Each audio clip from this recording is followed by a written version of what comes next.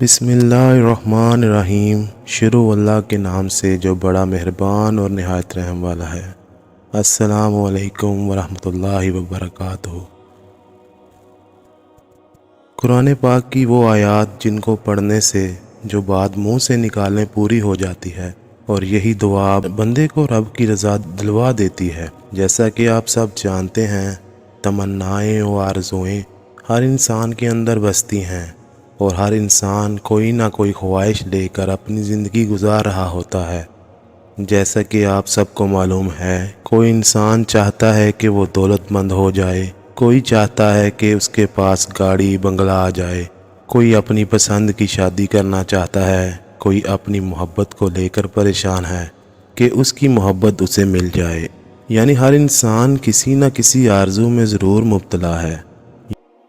याद रखें, दुनिया के हर इंसान की ख्वाहिश होती है कि वो तरक्की करे, कामयाब ज़िंदगी गुजारे और दुनिया वालों के लिए एक मिसाल बने, ताकि दुनिया के लोग कहें कि इस आदमी ने तो बड़ा काम करके दिखाया। लेकिन बदकिस्मती से हर दूसरा इंसान कामयाबी के शॉर्टकट की तलाश में रहता है।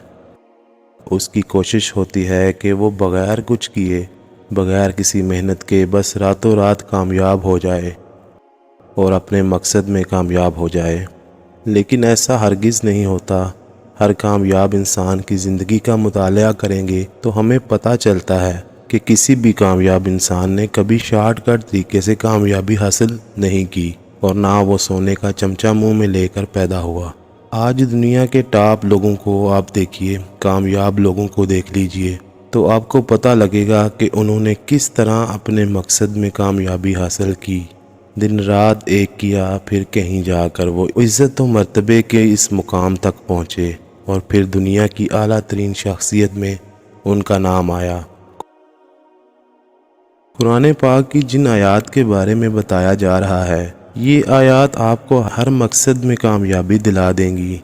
आप जैसा चाहेंगे इंशाल्लाह वैसा ही होगा, और जिस चीज़ की, जिस बात की आप तमन्ना करेंगे, अल्लाह पाक आपको वो ज़रूर अता फरमा देंगे। अल्लाह पाक आपको वो ज़रूर अता फरमा देंगे।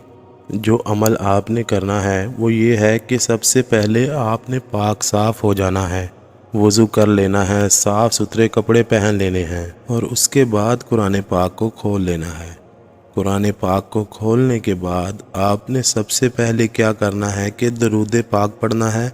उसके बाद सूरह हदीद की पहली 10 आयात की आपने तिलावत करनी है, और उसके बाद सूरह हशर की आखिरी 10 आयात की आपने तिलावत करनी है।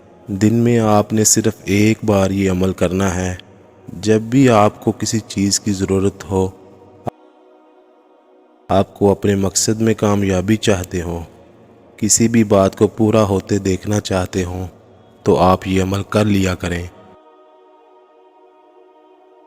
इंशाअल्लाह कुरान पाक की इन 2 सूरतों की जो 10-10 आयात हैं, इनमें इतनी ताकत है, इतनी फजीलत है कि अल्लाह पाक के फजलो करम से जो अल्लाह ताला से आप मांगेंगे, अल्लाह ताला उसे कबूल फरमाकर आपको वो अता फरमा देंगे इंशाअल्लाह।